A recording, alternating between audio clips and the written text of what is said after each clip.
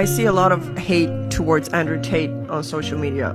But the funny thing is, a lot of the women who complain about Andrew Tate are dating Andrew Tates. The guys that they're dating are like Andrew Tate. They're a little bit, rough, they're bad boy, they're macho, they're tough dudes. But then they hate on him. But you're dating the exact same things. It's time to reveal the honest truth about Andrew Tate. Andrew Tate. We spoke a lot about all the crazy things that are going on in the world at the moment. He asked me my opinion on it. We had a really nice intellectual conversation. Such a nice man. He's very generous. He's always been respectful of me and others around him. I'm a woman. Andrew Tate is not sexist. You might find Andrew Tate's views offensive, unsavory. I'm not sure by the end that I concluded he'd done anything really so heinous he deserved the punishment he's got. That was my real conclusion, if I'm honest. Yeah, I don't think he said anything wrong. I think all he's doing is talking about reality, and I don't think it's misogynistic. That's obviously ludicrous. I think he speaks with a lot of hyperbole. His goal was to go viral, obviously, as Esther mentioned, and I think that's completely fine. I think what really scares me is the censorship that we see online. You know what? I have to say, Leah, I think you make a good point. The Taliban have Twitter accounts. The Ayatollah of Iran, he's threatened to wipe out Israel, has a Twitter account. Andrew Tate doesn't. Why? I can't really get a satisfactory response from these platforms. It's a very interesting debate, I think, to be had. And you might like him, you might hate him.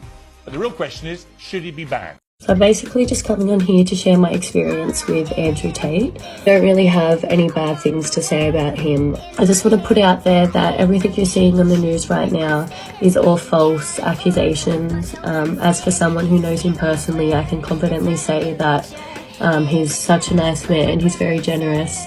He's always been respectful of me and others around him. Like, I've witnessed him in situations surrounded by women, men, children, families, and he's always respected everyone. Always very nice to people, very generous, so kind.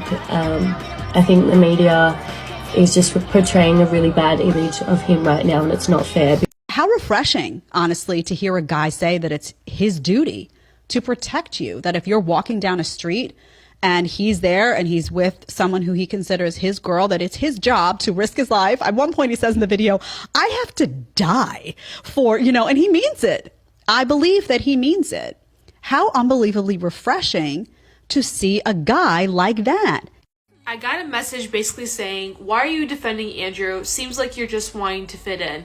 He's literally against women. Just for some context, this is coming from a woman. I just wanted to block out their Instagram, to give them some privacy. You're welcome. I am not here to defend Andrew. What I'm trying to do is state the facts. I am by no means trying to fit in. I used to hate the guy just like you did. But I educated myself. I took the time to understand what he was trying to say. Hi, I'm pretty sure many of you have seen a video of Andrew Tate beating up a woman. There's a video from 10 years ago. Here I am again for the second time. Yes, the woman he has beaten up, and the same woman who has made a statement is me. So I'm coming forward for the second time to just clarify and let everybody know consensual foreplay that we like doing, that I was into, that I wanted. It was not abuse. There was no physical domestic violence happening. It was a consensual sex play.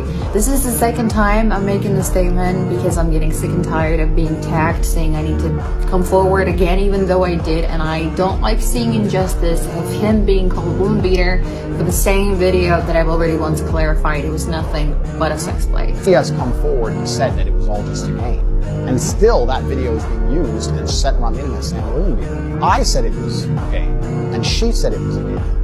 Who are other people to then comment on our lives? And here's the thing, at this point, it would be really easy for me to say Andrew Tate is terrible. Nobody should listen to him. It's a good thing that he's been increasingly yeeted from the internet. But this brings us to his advice for men about self-improvement, ways men can improve themselves. And honestly, I think this, more than his commentary about women, is what so many of his young audience members are attracted to. So many young men out there who are growing up without fathers and without strong male role models in their lives. They don't know what masculinity means, they don't know what it takes to be a man, and the version of manhood that feminism is pushing on them is quite frankly repulsive. They look at the crying soy boy male feminist caricature that feminism and probably their schools are trying to push onto them, and they don't want that. Women can be more loyal than anybody. Like, I have a very loyal team and I have loyal boys completely. But if you have a woman who's truly about it and truly in love with you, man, haven't you seen all these fucking serial killers and their wives help them hide the body and shit? Like, you could get women who are loyal. They're down. They're like, okay, let's hide it. Like, you can get women who are truly loyal. So in certain scenarios, we need absolute loyalty. We need to use a female. If I were to have kids and I were to drop them off at a play school, would you ever drop your kids to an all-male play school?